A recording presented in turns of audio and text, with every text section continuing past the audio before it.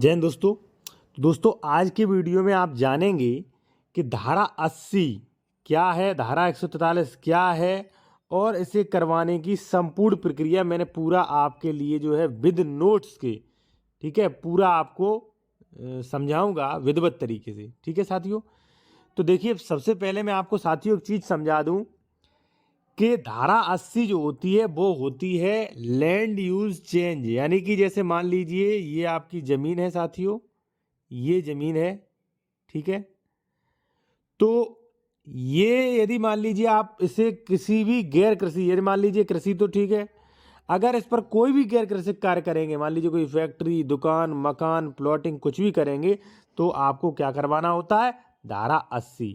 ठीक है, यही धारा 80 पहले यूपीजेडएलआर एक्ट में धारा 143 होती थी। ठीक है, कि जमीन का 143 करवाइए, 143 करवाइए। तो अब क्या हुआ, यूपीजेडएलआर खत्म कर दी, यूपीआरसी आ गई और यूपीआरसी में 143 का प्रावधान जो भी थे वो कर दिए गए 80 में, यानी कि पहले 143 वाली धारा 80 ही है। अब धारा 80 क्या है, जैसे मान लीजिए ये आपकी जमीन है कोई एक्स, ठीक है, तो ये खेती की जमीन है, आप इस पर प्लॉटिंग करना चाह रहे हैं, दुकान करना चाहते हैं, घर बनवाना चाहते हैं, यानी कि कृषि भूमि को यदि आप गैर कृषि प्रयोजन से यूज करेंगे तो आपको धारा 80 की घोषणा करवानी पड़ेगी। मैं आपको विद आदेश भी दिखाऊंगा इस वीडियो में। ठीक है, बस वीडियो को स्किप मत करें। और साथियों एक चीज कि यदि आप कोई भी सलाह लेना चाहते हैं, ठीक है, कोई भी सलाह जमीन संबंधित, कानून संबंधित, या आप कोई भी जमीन खरीद रहे हैं उत्तर प्रदेश में, कोई डॉक्यूमेंट्स वगैरह चेक करवाना चाहते हैं जमीन सही है कि नहीं, खरीदनी चाहिए कि नहीं, तो आप डॉक्यूमेंट्स भी चेक करवा सकते हैं, फीस पे करके सारी सुविधाएं ले सकते हैं। कॉन्टैक्ट नंबर हमारा साथियों वीडियो की डिस्क्रिप्शन में दिया गया है। आते हैं हम अपने टॉपिक पर। सबसे पहले आप जान लीजिए धारा 80 क्या कहती है, वो आप जान लीजिए साथियों। ठीक है, धारा 80 क्या कहती है, देखिए साथियों, पहले मैं आपको पढ़ के पूरा बताया देता हूं, फिर धारा 80 में किस प्रकार से आदेश होते वो भी मैं आपको बताऊंगा। ठीक है, ये देखिए,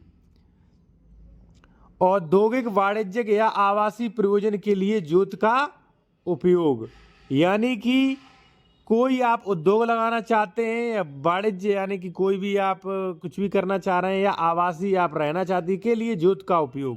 ठीक है, जहां संक्रमणीय अधिकार वाला भूमिधर आसामी जोत या उसके भाग पर औद्योगिक, यानी कि भूमि जो भी आपकी जमीन है, जोत कृषि की जमीन है, उस पर औद्योगिक या वाणिज्यिक या आवासीय प्रयोजन के लिए, उपयोग करता है, तो वहां उपजिला अधिकारी की सुपेड़ा से या ऐसा भूमिधर द्वारा आवेदन किए जाने पर, आपको आवेदन करना होगा, आवेदन किए जाने पर, यह आप देख सकते हैं यहां लिखा है आवेदन किए जाने पर, ठीक है, यथावत जांच करने के पश्चात या तो यह घोषणा कर सकता है कि वह भूमि कृषि से भिन्न प्रयोजन के लिए उपयोग में लाई जा रही है, या प्रार्थना पत्र को नामंजूर कर सकता है।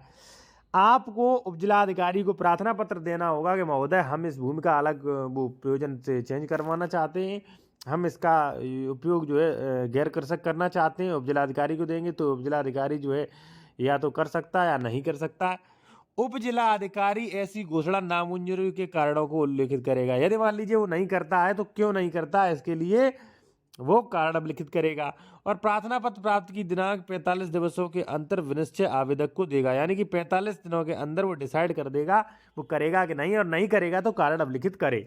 ठीक है, तो यदि आपको अपनी जमीन 143 करवानी है, सेक्शन 80 करवाना है, तो साथियों सीधा ये होता है कि धारा 80 में आपको बकायदा पूरी फाइल तैयार करके जमीन की खतौनी, नक्शा वगैरह लगा के, ठीक है, धारा 80 में जो है आप कार्रवाई करें, यानी कि उपजिला अधिकारी के यहाँ आप केस करें, यानी कि एक दावा करें। ठीक है, तो जैसा कि मैंने बताया, उपजिला अधिकारी या तो आपकी वो भूमि जो है वो या तो उसे 143 में यानी कि धारा 80 में कन्वर्ट कर सकता है या नहीं कर सकता है, और नहीं करेगा तो कारण अवलिखित देगा। परंतु अब देखिए यहाँ से पढ़िए, परंतु यह है कि धारा के अंतर्गत कोई घोषणा मात्र इस आधार पर नहीं की जाएगी कि जोत या उसका भाग चार दीवारी से घिरा है, मौके पर परती है। ठीक है, मात्र इस आधार पर 143 या जमीन आबादी की नहीं बन जाती कि ये चार दीवारी से घिरा है। ठीक है, अब देखिए परंतु यह है कि धारा के अंतर्गत घोषणा भूमिधरी के भूमि विभाजित हित रखने वाली किसी भी सह भूमिधर द्वारा प्रार्थना पत्र तब तक पोषणी नहीं होता जब तक कि ऐसे भूमिधरी सभी सहकारिता द्वारा प्रार्थना पत्र नहीं दिया जाएगा या उसमें उनके हितों के विभाजन विधि के अनुसार नहीं किया जाएगा। ठीक है साथियों, तो मैंने आपको बताया कि धारा 80 जो है वो आप अपनी ज़मीन की कैसे करवाएं। एक चीज़ और मैं आपको बता दूं, ये धारा 80 का दूसरा है, ये आप पढ़ सकते हैं, आप चाहे स्क्रीनशॉट ले सकते हैं और कोई भी लीगल एडवाइस लेना चाहते ले सकते हैं। साथियों मान लीजिए आपने ज़मीन जो है 143 करवा ली या धारा 80 में कन्वर्ट करा ली, तो उसके क्या परिणाम निकलेंगे वो आप जान लीजिए और लास्ट में आपको आदेश दिखाऊंगा कि किस प्रकार से 143 सेक्शन 80 के आदेश होते हैं। ठीक है साथियों, ठीक है, वो वही दिया गया है कि जिलाधिकारी द्वारा कोई घोषणा जारी नहीं की जाएगी जब तक उसका समाधान न हो जाए कि भूमि का उपयोग कृषि प्रयोजन के लिए किया जाना है। सार्वजनिक न्यूसेंस की लोक संभावना, सार्वजनिक व्यवस्था, सार्वजनिक स्वास्थ्य सुविधा, प्रतिकूल प्रभाव पड़ने की संभावना, महायोजना पत्र उपयोगों के विरुद्ध हो। यानी कि साथियों सीधा सीधा ये धारा ये कह रही है कि उपजिला अधिकारी तब तक ये काम नहीं करेगा, तब तक ये जब मान लीजिए 143 नहीं करेगा साथियों, जब तक उसे क्लियर नहीं हो जाता कि आप उस पर क्या करेंगे। आप उस पर फैक्ट्री लगा रहे हैं तो लोगों को कोई दिक्कत तो नहीं होगी। मान लीजिए आपने पब्लिक प्लेस में फैक्ट्री लगा ली, कल से लोगों को धुआं लगेगा उसका, या मान लीजिए कोई महायोजना चल रही है तो महायोजना में दिक्कत आएगी। ठीक है, तो ऐसी सारी चीज़ें देखते हुए उपजिला अधिकारी जो है वो ऐसी कार्रवाई करना चाहिए साथियों।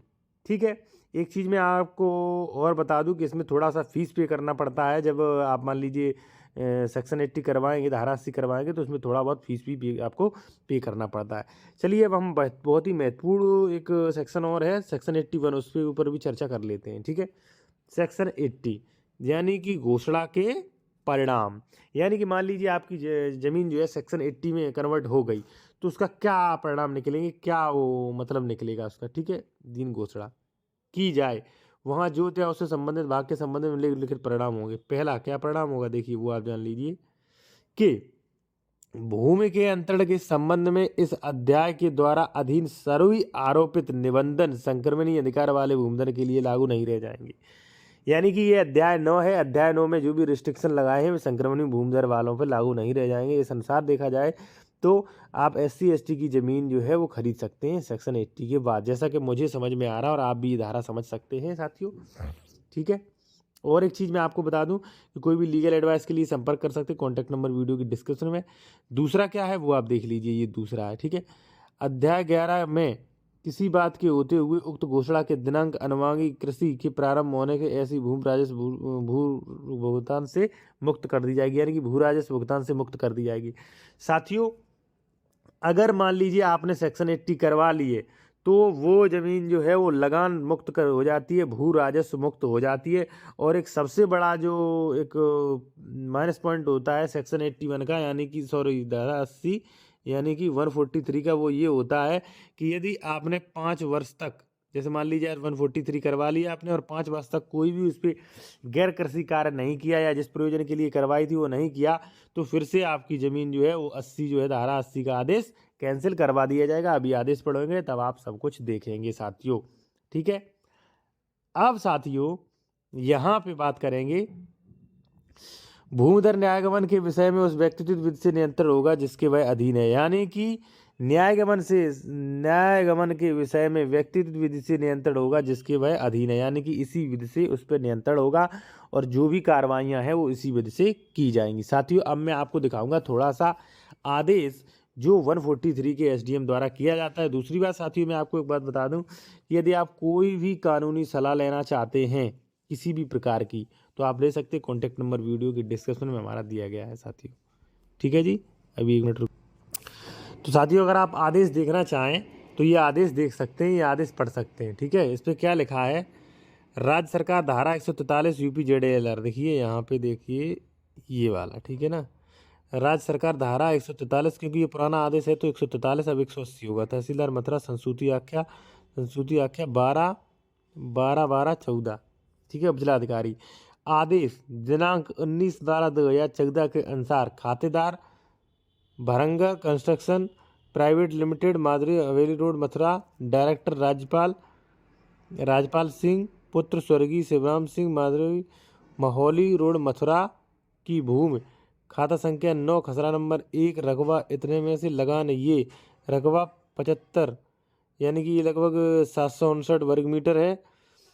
ये शॉर्ट में उसका पूरा नाम डला है यानी कि UPZALR अधिनियम की धारा 143 के अंतर्गत सशर्त गैर कृषि प्रयोजन हेतु उद्घोषित किया जाता है। ठीक है, तथा यह घोषणा उक्त कृषि प्रयोजन के लाए जाने तथा मथुरा वृंदावन विकास प्राधिकरण के प्रवृत्त नियम एवं निर्देश के किसी अन्य विधियों का उल्लंघन की स्थिति में स्वतः निरस्त मानी जाएगी। इस प्रकार से आदेश होता है और वहाँ पे लिखा होता है कि अगर मान लीजिए महायोजना, ठीक है, यानी कि मास्टर प्लान है, ठीक है, या मान लीजिए 5 वर्ष तक आपने उसका प्रयोग गैर कृषि उस पर नहीं किया तो ये निरस्त कर दी जाएगी साथियों। ठीक है।